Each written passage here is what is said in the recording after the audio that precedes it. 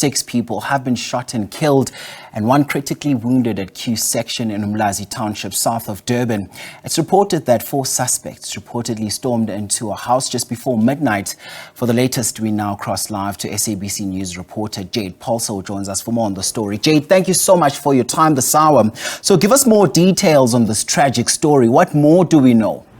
Well, a very good afternoon. Yes, we have been tracking the story in Umlazi Q section where 6 people have lost their lives and 1 is fighting for his life in hospital.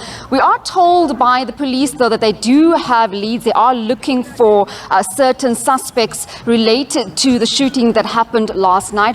With me right now, I am joined by KZN Police spokesperson Robert Nechunda. Thank you so much for joining us, Colonel. If you can just share with us the latest developments with regards to the shooting that take place, and maybe perhaps just rehash what occurred last night. We received reports of a shooting in Umlazi Q section, and when we responded, we found that at the first crime scene, 4 people were shot dead, and 1 of them was burnt. Then at the second scene, not far from the first one, 3 people were shot, 2 died at the scene. 1 was right hospital, was critically injured, and what we have found so far is that 4 suspects who stormed into the first house, and 1 of them were told that he demanded his ID document from the victims. And then when nobody knew about what they were talking about, that's where shots were fired and the 4 were killed. Same thing happened at the second crime scene. So we have already identified 3 of the 4 suspects. A manhunt has been lodged, and we believe that we will find them. These suspects that are identified, are they in relation to this particular ID? And talk to us about, are these suspects perhaps involved in other crimes? Is that how you pieced together this crime scene? 1 of them is linked to another case of murder in which he accidentally dropped his ID book. We do not know the circumstances of him dropping his ID book or somebody else putting his ID book there. But we are investigating. But he has been wanted by the police. So at least we know who we are dealing with, and the other 2 as well. The 4th one we also know him because you can't be with the criminals and you are not known somehow. It's our job to find out who he is and where he is, because we want to bring them to book. You can't kill 6 people and get away with it. Will we be tracking this with you with regards to this ID book, and perhaps you can give us more information throughout the course of the day? Just looking at the area, Colonel Nechunda, in Umlazi, there has been several crimes taking place in this particular area. If you can just talk to us about some of the interventions that police are doing. I mean, we have seen several massacres throughout the year. This is not the first time that a massacre has happened like this. We are always reporting on shootings, whether it be Umlazi and KwaMashu, but just in curbing this gun violence that we are experiencing in the province. What is police doing?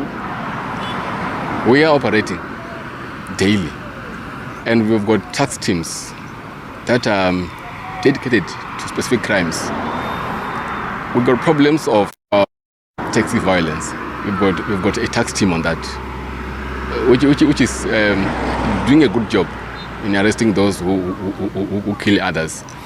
We also have got problems of drugs, and we've got organized crime team working on that. But problem is firearms. And as the police, we operate daily. We've got now Operation Chanel, which also is aimed at recovering firearms. In the month of May only, we recovered 332 firearms, illegal firearms. So if you can do more on that part, we can prevent scenes like this one, because we understand that people are killing each other, but it's firearms that are used. So without firearms, we are likely to reduce this kind of killings. Because Umlazi, we've got a hostel, KwaMashu, we've got a hostel, and most of these crimes are intertwined. Because most of the time, a crime scene in KwaMashu, find that suspects are from Umlazi, in Umlazi, vice versa. So we are targeting these areas in our operations, because we cannot ignore them, knowing where our crimes are coming from. But all over the province, we've got areas where they are called hotspots. Your Pietermaritzburg area, also hotspots, Kanyagode, also hotspots. So when we operate, we look at our crimes and put police officers accordingly. You said that in May you recovered over 300 firearms. With regards to this particular area, and you spoke about the hostel, we also have a big problem with hired hitmen in Kabi. With regards to those firearms, has anyone been linked to, or any one of those particular firearms been linked to a particular hit in the province? Yes, few of them have been linked to several crime scenes. But that takes a bit of time to link every firearm, because most of them, they've got no serial numbers for obvious reasons, because they don't want their firearms to be identified. Some of them are homemade firearms. So we need to dig deep, compare the cartridges and everything else for us to link the firearm with the crime scene. So yes, firearm that we recover, we try our best to link it with crime scenes. Colonel Nechunda, thank you so much for talking to us.